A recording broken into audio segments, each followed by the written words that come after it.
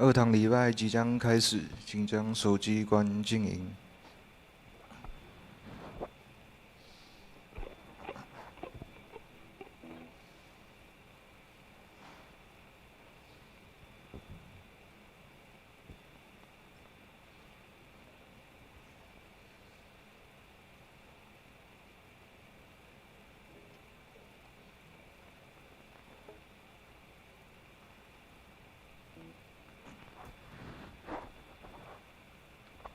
大家平安，让我们一起站起来，用我们的歌声献给我们的上帝。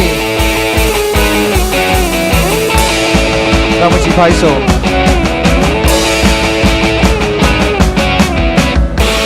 国度属于你，一切权能，一切荣耀永远属于你，天地都要跪拜，因你奇妙生命。天堂门打开，死亡不在，一切荣耀永远属于你，没有人能阻挡，你名充满能力，万王之王，天地都扬声歌唱，永恒的上帝 You are wonderful You are wonderful 让全地欢唱来赞美你，上帝直到永远光照大地，因为你奇妙生命，因为荣耀属于你。上帝直到永远荣耀属于你。主啊，一切的全能，一切荣耀都是属于你。让我们从头再来唱。国度属于你，一切全能，一切荣耀永远属于你，天地都要跪拜，因你奇妙生命。天堂门打开，死亡不在，一切荣耀永远属于你，没有人能阻挡，你名充满能力，万王之王，全地都扬声歌唱。永恒的上帝 You are wonderful You are wonderful 万王之王，万王之王，全地都扬声歌唱。永恒的上帝 You are wonderful You are wonderful 让全地欢唱来赞美你，上帝直到永远光照大地，因为你奇妙生命，因为荣耀属于你，上帝直到永远荣耀属于你，让全地欢唱来赞美你。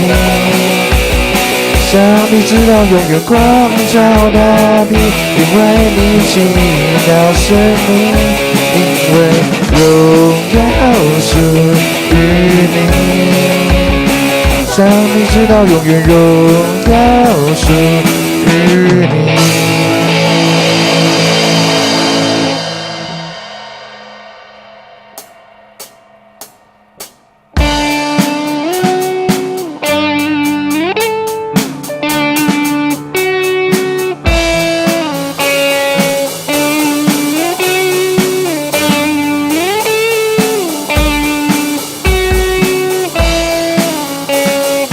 我要向主唱新歌，我要称颂你的名，我要天天传扬你救恩。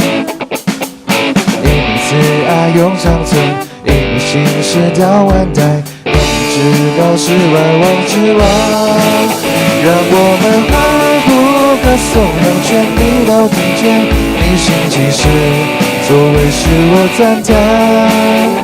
满有恩典，满有怜悯，总是不叫我失去盼望，让我们欢呼歌颂，让全地都听见你拯救我，是我力量盾牌，应允护着，使我心里有能力赞美你，让全地都听见。让我们一起向他欢呼歌唱，让全地都听见，也让我们的上帝听见。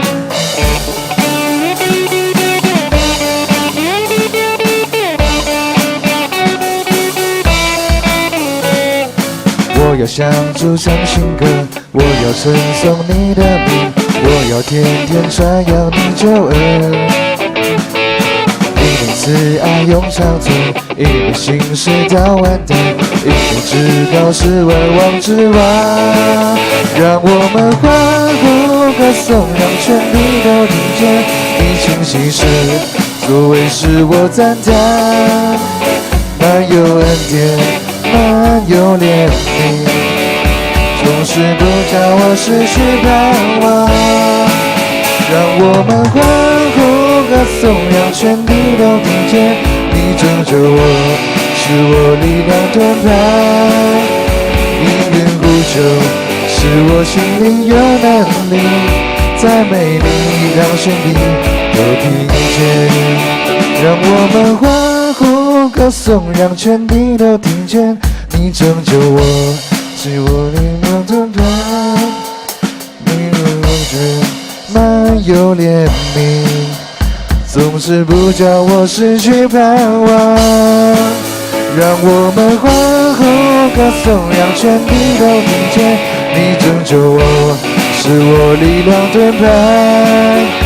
因缘呼求，使我心里有能力，赞美你，让全地都听见。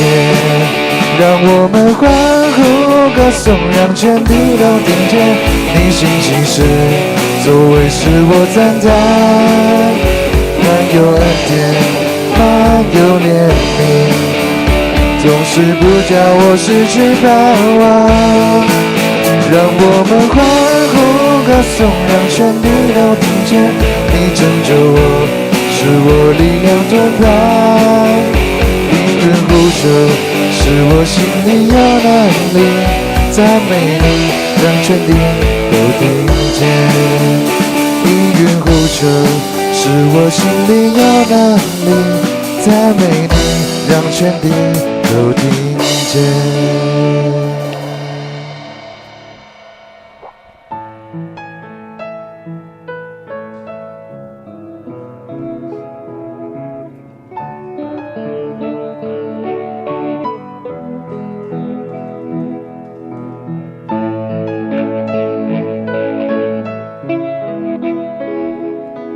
一起安清心来唱这首歌。神的国度从天降下来，神的光辉照亮在这里，荣耀尊贵围绕在宝座前，圣洁荣光遍满在全地，神的能力从天降下来，神的荣美彰显在这里，天使天君匍匐在你面前，大能同在充满你殿宇，在这里，在这里，荣耀同在，充满在这里，让我们谦卑寻求你，在你殿中与你相遇，在这里，在这里。恩典能力充满在这里，让我们的今晚不停息，正当得的荣耀全都归于你。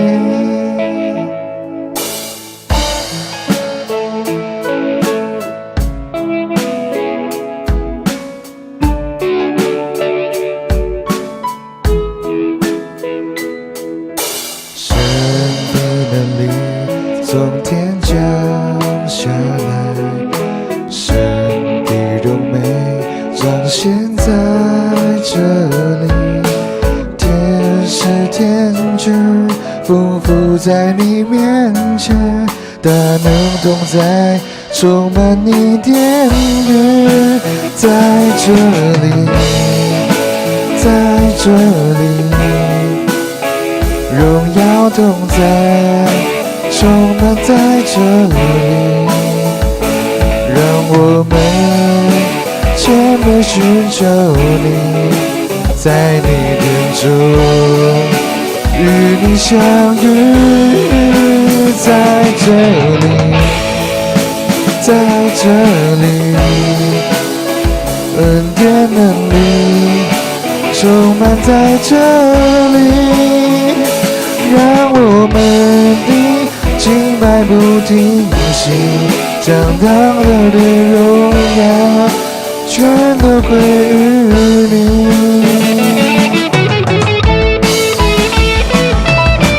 荣耀国度充满在这里，大能同在，充满在这里，尊贵荣耀充满在这里，圣洁荣光充满在这里，荣耀国度充满在这里，大能同在，充满在这里，世界荣光充满在这里，世界荣光充满在这里，在这里，在这里，荣耀同在，充满在这里，让我们谦卑寻求你，在你殿中与你相遇，在这里，在这里，恩典能力充满在这里，让我们的敬拜不停息，将当得的荣耀全都归于你，让我们的敬拜不停息，将当得的荣耀全都归于你。让我们一起来祷告。亲爱的上帝，现在我们要来到你的面前，感谢你总是充满信实和慈爱。当我们跌倒或是被生活压倒的时候，你总是亲手扶起我们。当我们呼求你，你总是会回应我们，供应我们一切的需要，使我们得饱足。现在我们要谦卑的来寻求你，求你的荣耀国度、大能和荣光从天上降下来，充满在我们每个人的当中，也照亮我们生命的道路，成为我们的光。孩子这样祷告，都是奉主耶稣基督的名，阿们。让我们依然站立，用使徒信经来做信仰告白。请，你是信上帝全能的父，创造天地的主。我信我主耶稣基督，上帝独生的子，因圣灵感孕，由童贞女玛利亚所生，在本丢比拉多手下受难，被钉于十字架，受死，埋葬，降在阴间。第三天自从死人中复活，升天，处在全能的父上帝的右边，将来必从那里降临，审判活人死人。我信圣灵，我信圣而公之教会，我信圣徒相通，我信罪得赦免，我信身体复活，我信永生。阿们。请坐。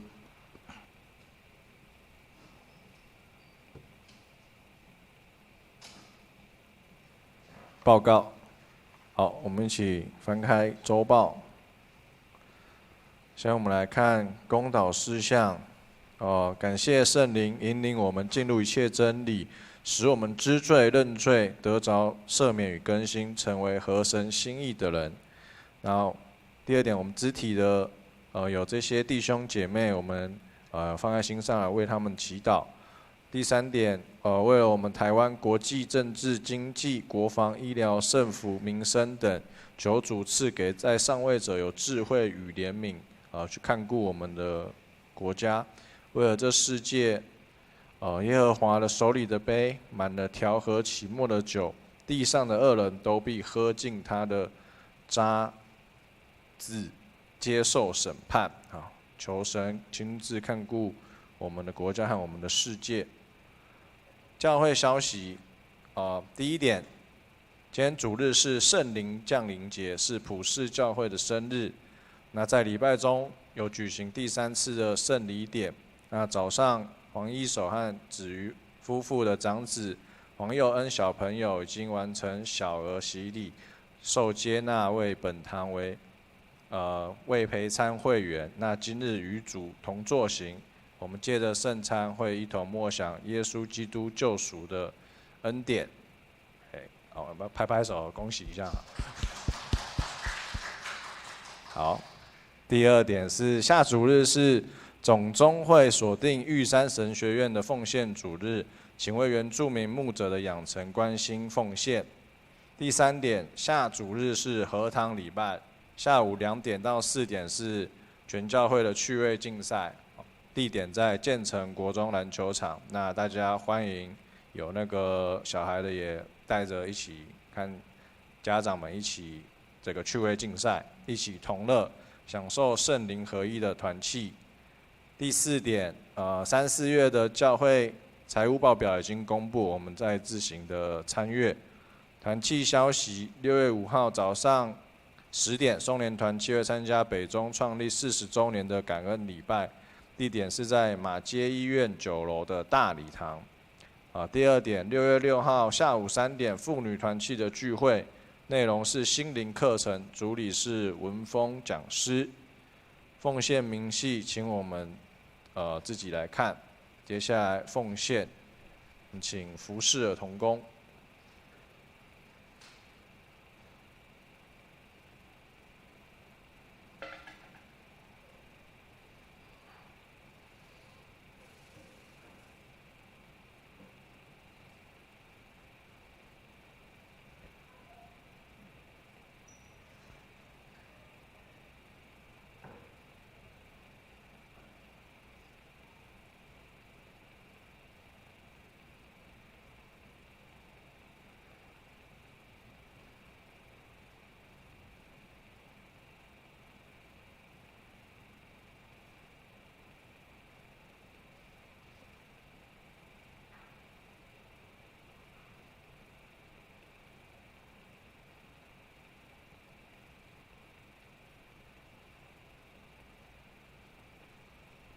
好，我们一起来做个祷告。再次感谢主拣选我们成为你的儿女。主，今天是圣灵降临节，感谢主圣灵引领我们进入一切的真理，使我们在这边知罪认罪，得着赦免与更新。主也祈求你看顾我们，帮助我们成为合神你心意的人，让我们每个人在工作上、在家庭上、在个人上都有主你美好的见证。主也祈求你看顾我们国家、我们的教会、我们这个世界，都有主你在掌权。现在我们奉上一点金钱作为圣工之用，也要用你教导我们的主祷文来祷告说：在天上的父，愿你都尊你为圣，愿你的国降临，愿你的旨意行在地上，如同行在天上。我们日用的饮食，今日赐给我们，免我们的债，如同我们免了人的债，不叫我们遇见试探，救我们脱离凶恶。因为国度、权柄、荣耀，全是你的，直到永远。阿们。好，接下来，圣经，今天的经文记在诗篇145篇第10节到第21节。我来念：耶和华啊，你一切所造的都要称谢你，你的圣名也要称颂你。他们要传讲你国度的荣耀，谈论你的大能，好让世人知道你大能的作为和你国度威严的荣耀。你的国是永远的国，你执掌的权柄存到万代。耶和华一切的话信实可靠，他一切的作为都有慈爱。耶和华扶起所有跌倒的，扶起所有被压下的，万有的眼目都仰望你，你按时给他们食物。你张手使一切有生命的都随愿饱足。耶和华一切所行的无不公义，一切所做的都有慈爱。耶和华临近凡求告他的，临近所有诚心求告他的人。敬畏他的，他必成就他们的心愿，也必听他们的呼求，拯救他们。耶和华保护凡爱他的人，却要灭绝所有的恶人。我的口要述说赞美耶和华的话，惟愿有血肉之躯的都永永远远称颂他的圣名。神的话读到这边，接下来正道，请芝梅牧师，他的题目是称颂传扬上帝的作为。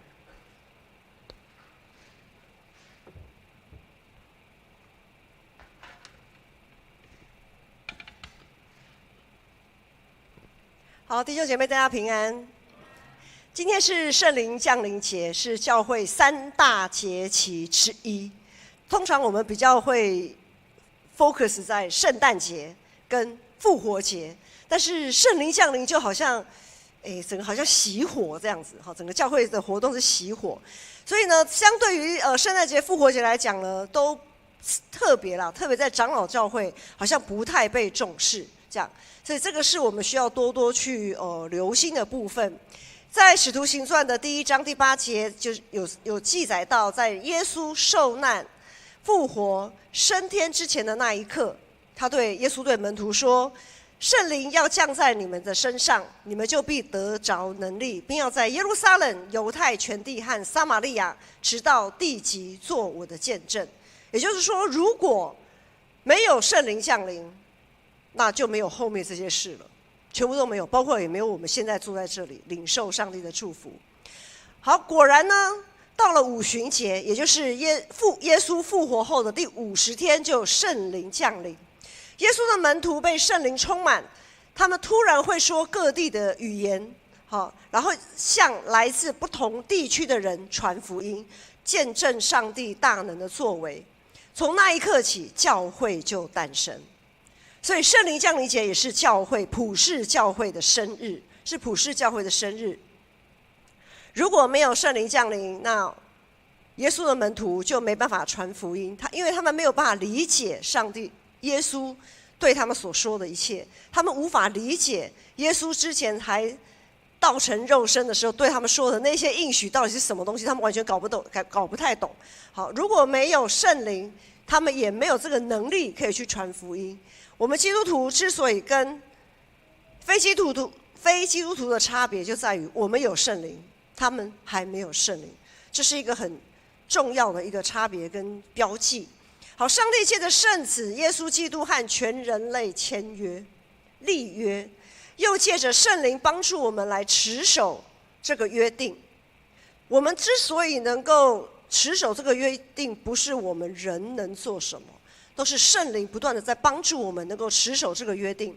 圣灵引导我们进入一切的真理，帮助我们理解耶稣的话，更进一步认识我们所信的上帝到底是怎样的一位上帝。这绝对不是凭我们的聪明才智，所以我们不要把自己看得太大，好像哇怎么样，我很厉害耶，圣经讲什么话我都懂耶，什么什么之类的。如果真的是这样子，那感谢主，那是圣灵在引导你进入一切的真理。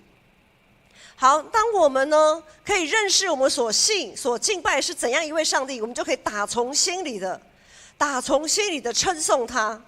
不然你在赞美一个人，你如果不是打从心里，很假。其实你小孩子都很聪明哦，你是不是真心赞美他？其实他可以感受得到爸爸妈妈是应付我而已，还是真的打从心里称赞这是非常奇妙的一点，打从心底。好，我们才能打从心底的称颂上帝的作为，也才知道自己所要传扬的到底是一位怎样的上帝。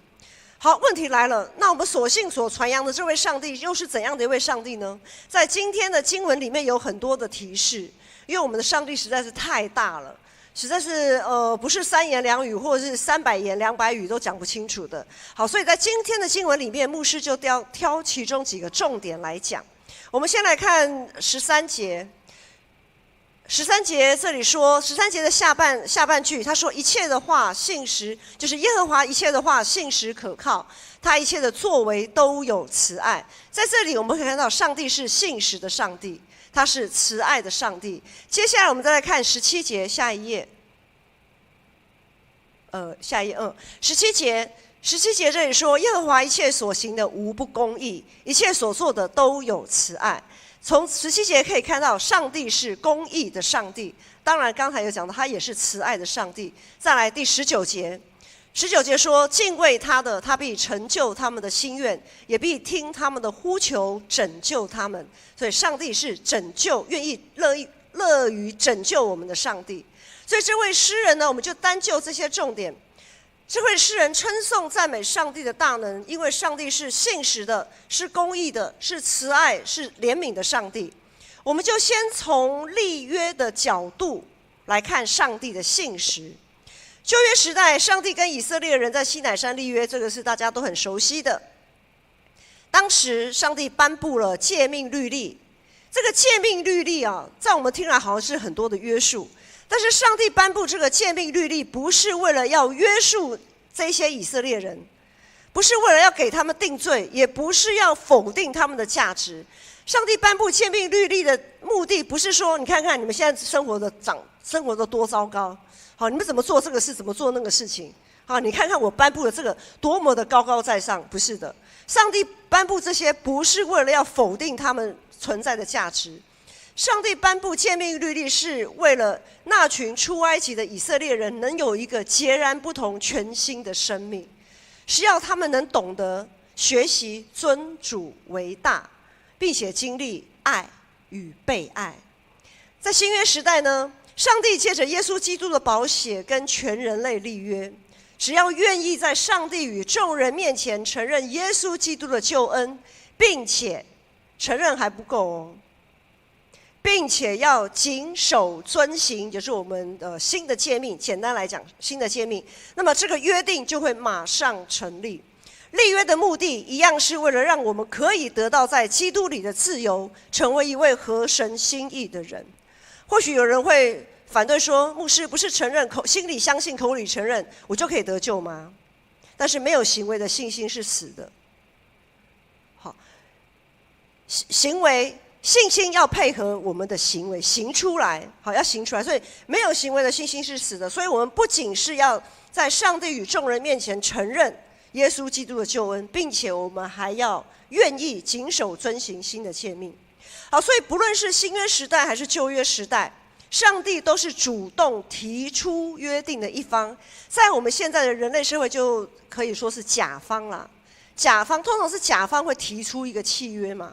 好，甲方提出契约，然后呢，要签订另外一方呢，就叫做乙方。但是上帝这位甲方哦，其实真的不太像甲方哎。上帝这位甲方所提出的约定，不是要约束乙方来满足他的欠缺，反而上帝是主动给予，因为他什么都不缺。反而这个甲方，上帝这个甲方是主动给予，不求回报。然后设法呢，要让乙方过得好，还要再更好，丰富还要再更丰富。那上帝这位甲方，即使在乙方违背条约的这个情况下，他都不轻易背弃这一份约定。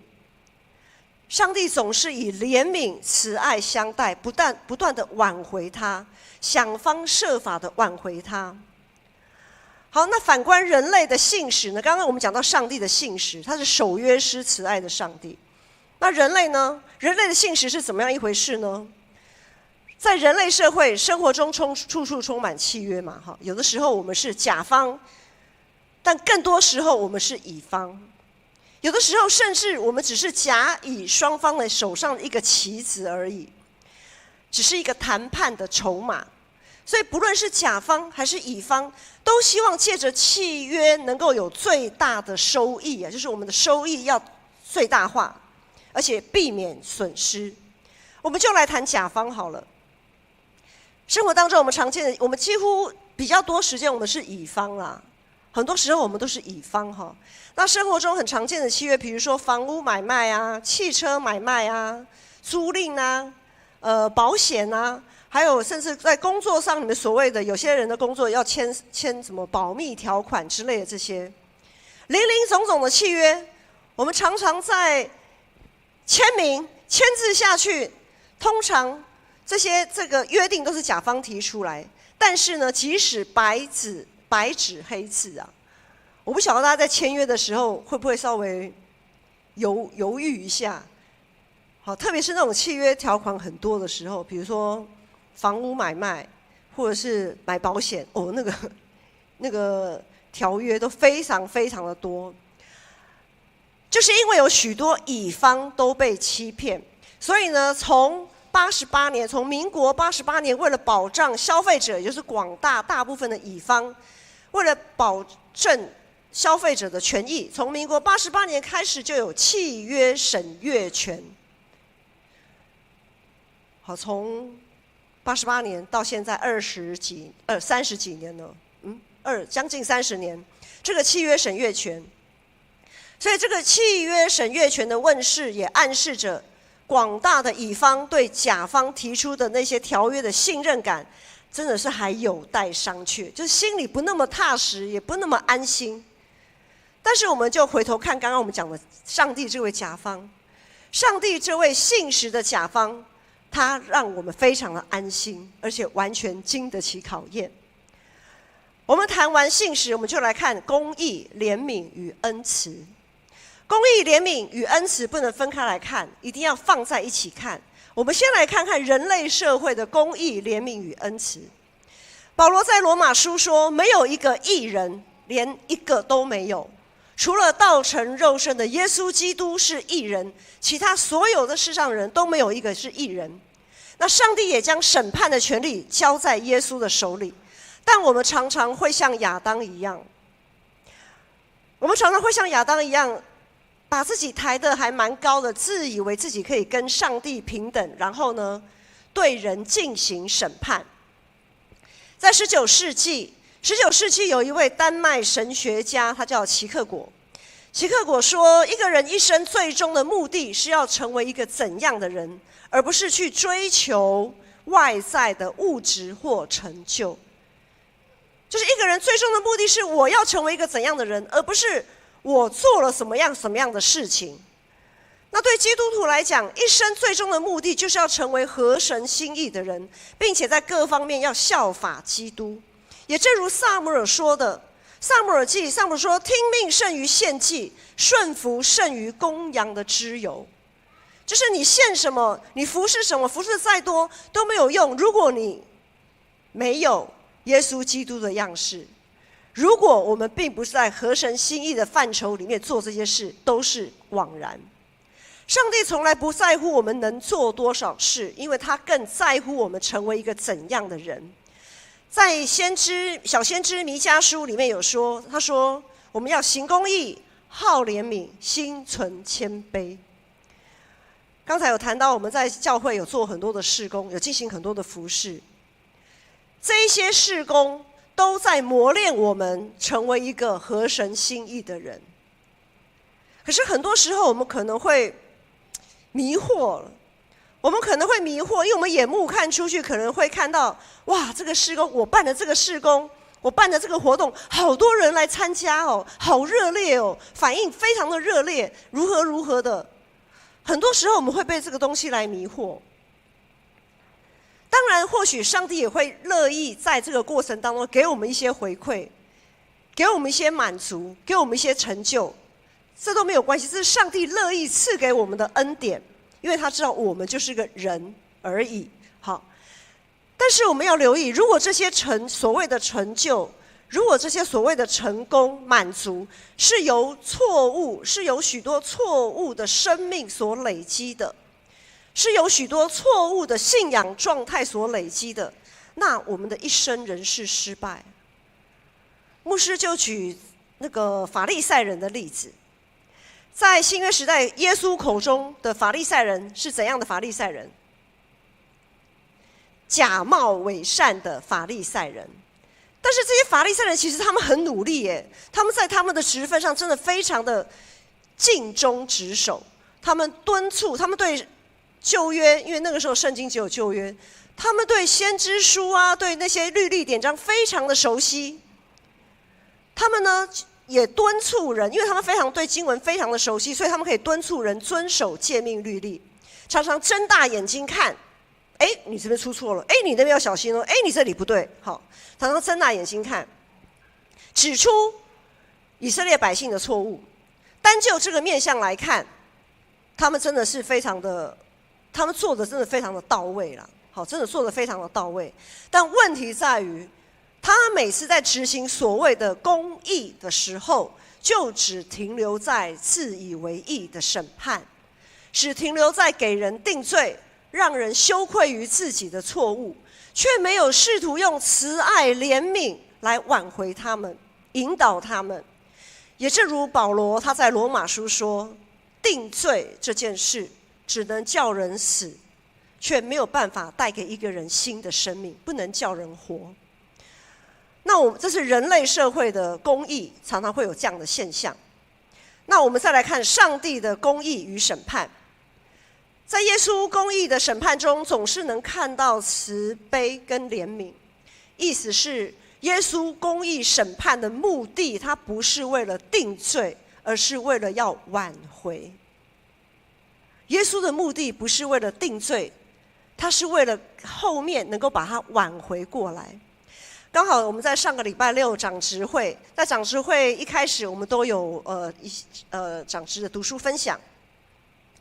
在这个读书分享的过程呢，有提到耶稣，就是有一位正在犯奸淫的一位妇人，刚好被法利赛人逮个正着，然后这个法利赛人呢，就把这个在行奸淫时就犯奸淫的这个妇人呢，抓到众人面前，当然也带到了耶稣的跟前，说：“耶稣，这个人犯罪，你怎么办？”好，应该要叫大家拿石头把他丢他，把他打死，这样子。按照旧约律法是这样子的。后来耶稣就说：“你们中间谁没有罪，谁就可以拿石头打他。”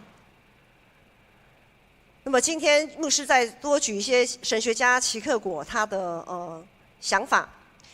神学家齐克果他说：“当你给一个人贴标签，你就是在否定这个人。”其实我们还蛮容易给人贴标签的。当你给一个人贴标签的时候，齐克果说，当你在给一个人贴标签的时候，就是在否定这个人，而否定的本身呢，其实就是论断。你已经论断他了，你才给他贴标签吗？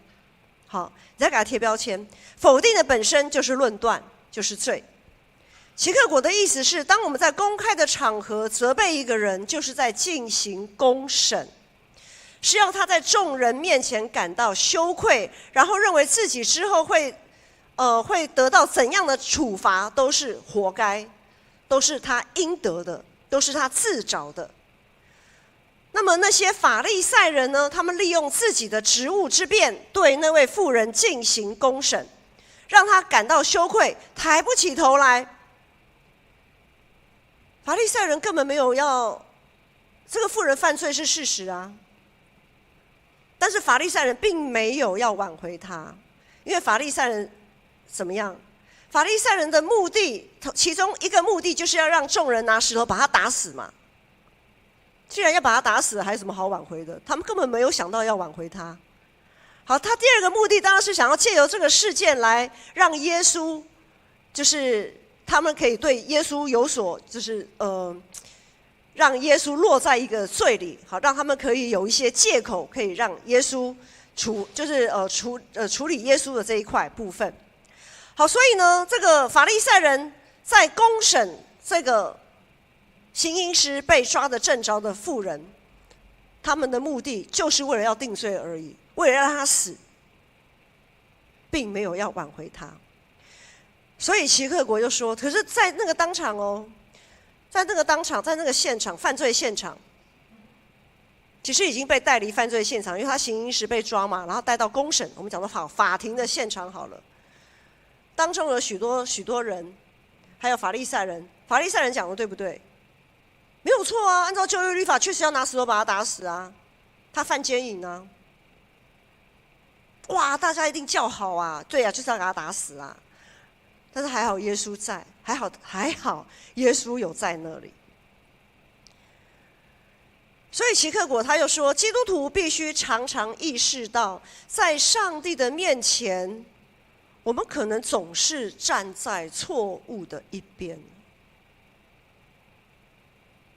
就像那些法利赛人，他们觉得没有错啊，我们伸张正义，我们维持公平，他们没有错，他们自以为意，他们没有错。所以呢，我们齐克果就提醒我们，在上帝的面前，我们可能往往总是站在错误的一边。好，当我们在某个场合进行所谓公审的时候，我们到底是为了宣泄自己的不满，还是为了要挽回这个人？因为刚好有小婴儿在嘛，这小婴儿总是慢慢长大，对不对？可是在小孩长大的过程哦，好，那个可晴凯阳也在这边，小孩总会做错事，父母打骂他是要打骂他到他死吗？不可能嘛！你真正的爱，你会骂他，你是为了怎么样？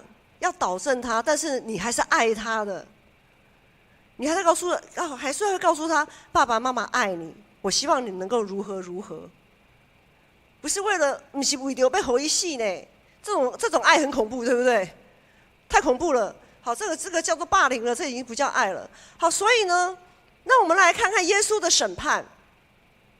耶稣公开斥责法利赛人，说：“你们这些假冒伪善的法利赛人啊，你们如何如何如何如何。”耶稣在另外一个场合了哈，然后耶稣又公开斥责这些法利赛人，你们这些假冒伪善的法利赛人，你们怎样怎样怎样怎样。好，有非常大的篇幅，耶稣都在斥责这些法利赛人，而且要群众哦来防备法利赛人的笑，就防备法利赛人这个不好的、不对的、错误的教导。说他们是假冒伪善的人，外表打理得干干净净哦，好像就是道貌岸然啦。表面上呢，对于圣经啊，对于先知书啦什么的非常熟悉，头头是道。可是呢，他们的内心里，他们的里面却充满了贪婪跟邪恶。哇！耶稣这样子的公开斥责，对那些一直站在人前的法利赛人来说，是很严厉的指控。这些法利赛人平常都站在人前啊，非常的，对不对？享受他们这种被尊崇、被仰望的这种。可是呢，在这个时候，在耶稣的口中，这个批判、这个审判，对法利赛人来讲是很严厉的指控。那耶稣之所以如此，就是因为他们确实就正是如此。好，耶稣对法利赛人进行了严厉的公审，但却没有只停留在这里。耶稣并没有只停留在这里。耶稣不是只有公义的责备，他还有怜悯跟恩慈。因为耶稣他最终他愿意主动赦免，也愿意为这世上所有的人，包括这一群他口中的法利赛人，背十字架流宝血洗净他们的罪。而他原本道成肉身就是为了这个来的，他就是为了要赦免他们来的，他原本就是为了赦免他们，要来挽回他们来的。最终这些法利赛人有没有救？有一个代表人物保罗，我们非常熟悉的使徒保罗。使徒保罗他是法利赛人中的法利赛人啊，翘楚啊，而且他当初逼迫基督徒他说保罗自称他是罪人中的罪魁啊，罪人中的第一名，好，罪人中的第一名。这个保罗他得到了这个救恩，他在提摩太前书有说：“我蒙了怜悯，我蒙了怜悯，是因耶稣基督要在我这罪魁身上显明他一切的忍耐，给后来信他得永生的人做榜样。”弟兄姐妹，其实上帝一直很怜悯、很忍耐我们，可是很多时候我们对于别人，我们却没有那么多的怜悯跟忍耐，忍不住啊，给他骂下去。好，怜悯这种人，这个人烂成这个样子，有什么好怜悯的啊？但是保罗，如果当初耶稣基督没有如此的怜悯跟忍耐，我们也不会存在啦。那保罗就不会去传福音，就没有保罗了嘛。保罗还是那个逼迫基督徒的保罗啊，他也不会传福音给外邦人，因为他是外邦人的使徒嘛。好，保罗因着耶稣基督公义的审判，他知道自己大错特错。当他遇见复活的基督的时候，主啊，我真的错了，之前我到底是在干嘛啊？那却也因着耶稣基督的怜悯与恩慈得到救赎，并且借着圣灵的大能，他才能毫无羞愧，不以福音为耻，并且充满盼望的向全地称颂传扬上帝的作为。弟兄姐妹，我们是不是在这段经文很短暂的几个重点里面有发现，上帝跟我们人类之间真的有好大的差距？不论是信实、公义、怜悯还是慈爱，那个差距非常之大。上帝对我们的爱如此长阔高深，远超过我们所能想象。当圣灵引领我们进入真理，我们就会有信心认罪悔改。认罪悔改也要有信心。如果我不相信，或者我没有盼望之后上帝会赦免我，会挽回我，会接纳我。就像当你骂一个孩子骂到臭头的时候，如果他对你的爱没有信心的时候，我不确定这个孩子会怎么样，会不会羞愧的说，会不会他那个一直在他的心里面。可是当父母在指责他的那个同时，他有确定父母是爱他的，他有这个信心，他有这样的盼望，他知道他的父母还是会保抱他，还是会接纳他。那么在每一次我们指正他的错误的时候，他会更勇于认错，因为他在认错的那个同时，他有盼望，他有信心，他知道我的父母还是爱我，他知道我的父母还是爱我。也因此，当圣灵引导我们进入真理，我们在彼此的身上就会看见上帝的形象，看见上帝的公义。上帝会责备，我们也会看见上帝的怜悯与恩慈。耶稣基督会赎回我们，救赎我们。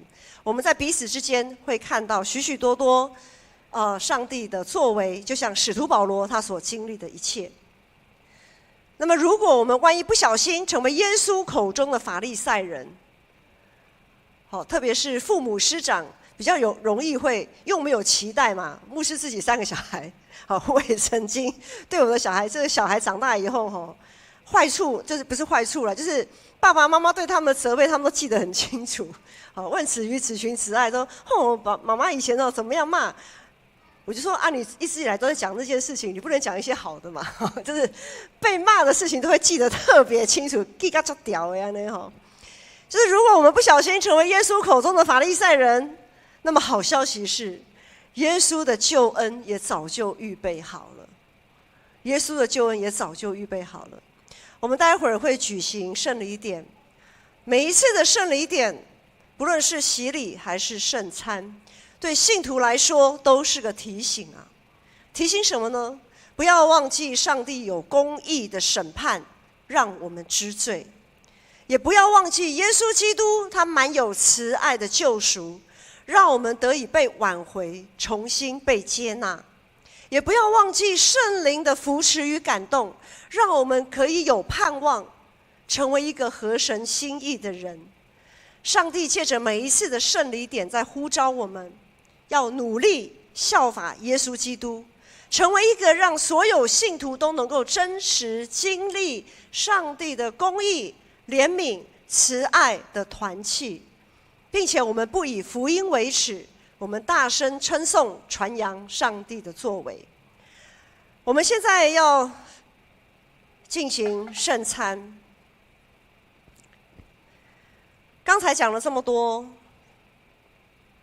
上帝的公义，因为全人类都犯罪，耶稣基督背负了我们所有人的罪，让我们可以在基督的救恩里面得着救赎，重新被接纳。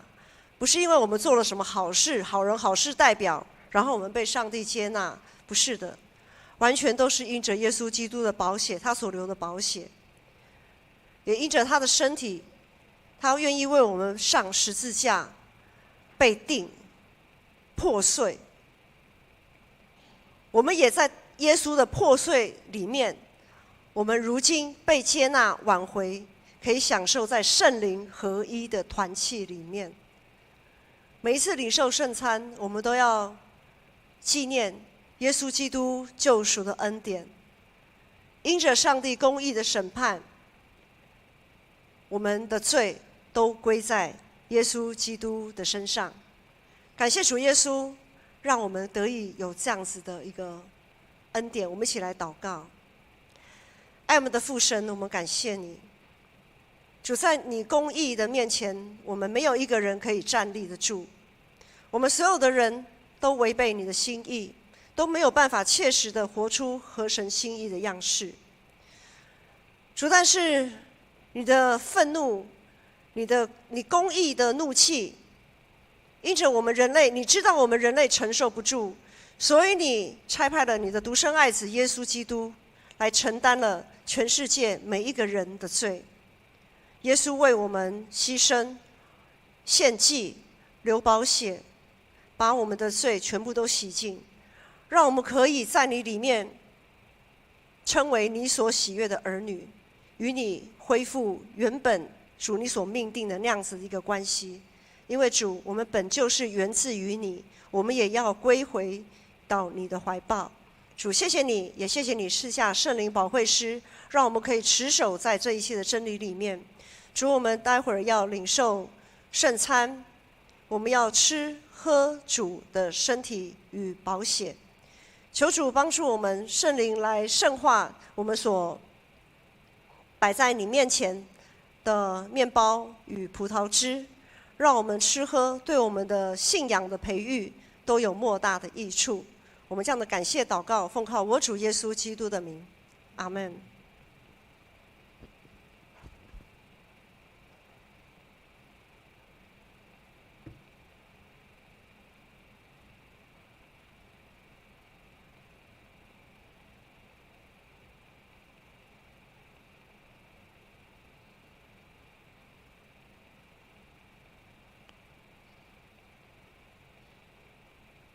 这是耶稣基督的身体，为我们所舍的。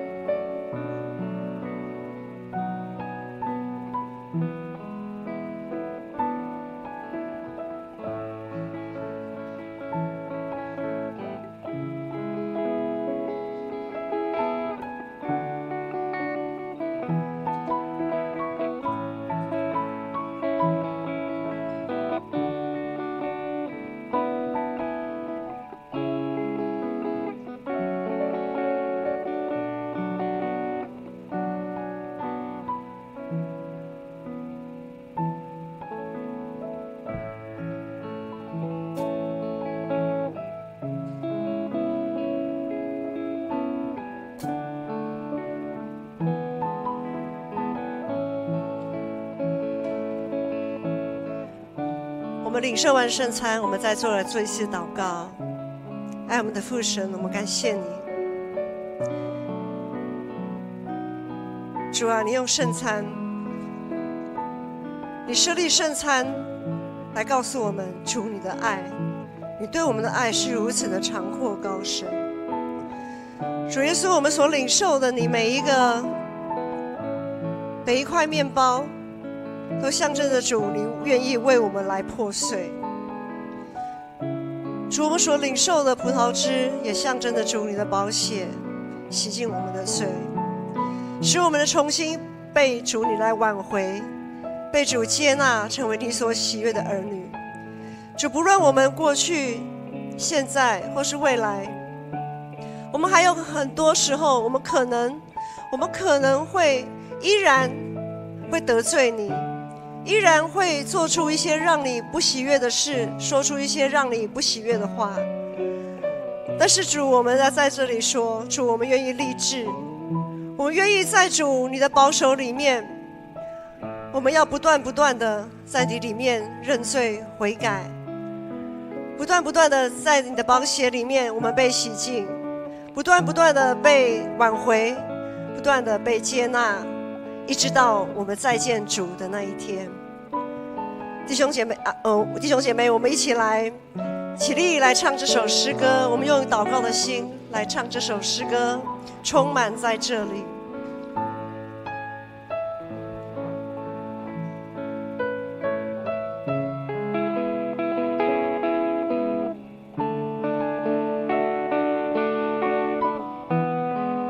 神的国度，神的国度从天降下来，神的光辉照亮在这里，荣耀尊贵围绕在宝座前，圣洁荣光遍满在全地。神的能力从天降下来，神的荣美彰显在这里，天使天军匍匐在你面前，大能同在充满你殿宇，在这里，在这里，荣耀同在充满在这里，让我们全面寻求你，在你殿中与你相遇，在这里，在这里，恩典能力充满在这里，让我们的敬拜不停息，相当的荣耀全都归于你。弟兄姐妹，当我们受洗归入我们的主耶稣基督，我们的名字就被记在上帝的册子里面。就像刚才我们领受圣餐的时候，我们的主耶稣一个一个的呼唤，说：我的孩子，我的身体是为你舍的，我的宝血是为你流的。这样的怜悯与慈爱赎回我们，让我们不至于在我们的罪里面被击倒。亲爱的圣灵，我们感谢你，谢谢你让我们有能力，谢谢你让我们有能力继续走着恩典属天的道路。主，我们感谢你，主，你的国度是为我们存留的，你的国度是为了要爱、接纳、保守我们这一群在你里面实在是不配的罪人。在人来看或许不配，但是在主你来看实在是宝贵。神的国度从天降下来，神的光辉照亮在这里，荣耀尊贵围绕在宝座前，圣洁荣光遍满在全地。神的能力，神的能力从天降下来，神的荣美彰显在这里，天使天军匍匐在你面前，大能同在充满你殿宇，在这里，在这里，荣耀同在充满在这里，让我们全面寻求你，在你殿中与你相遇，在这里，在这里，恩典能力充满在这里，让我们的敬拜不停息，将当得的荣耀全都归于你。圣灵已经在这里，在这里，在这里，圣灵的荣耀同在，与我们在这里。荣耀同在，充满在这里，让我们谦卑寻求你。主啊，我们与你相遇在圣灵的保守里。主啊，感谢你，在这里，在这里，恩典能力充满在这里，让我们的敬拜不停息，将当得的荣耀全都归于你，让我们的敬拜不停息，将当得的荣耀全都归于你。是的，主，我们感谢你，我们感谢你。我们之所以能够这么光彩的活着，是因为有主，你与我们同在，是因为有主圣灵的能力赐给我们。愿我主耶稣基督的恩惠、天父上帝的慈爱、圣灵的扶持与感动与你们众人同在，从今时直到永远。阿们。让我们一起来唱会后诗《免惊》。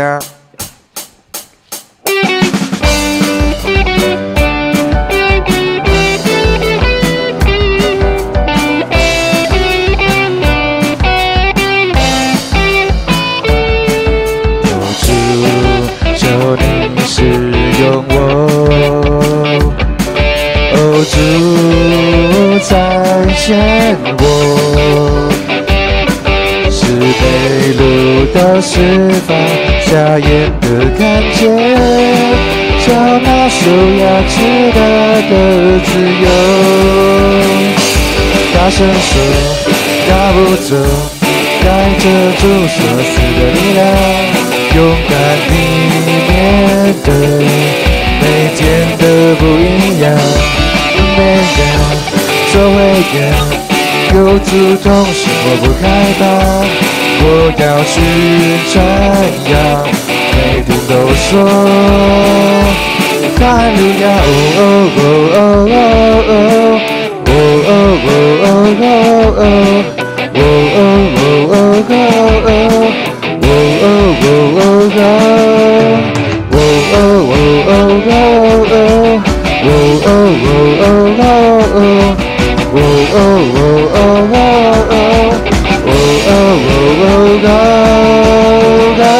大声说，嘿，大步走，嘿，带着主所赐的力量，勇敢地面对每天的不一样，每样，嘿，做会样，嘿，有主同行我不害怕，我要去传扬，每天都说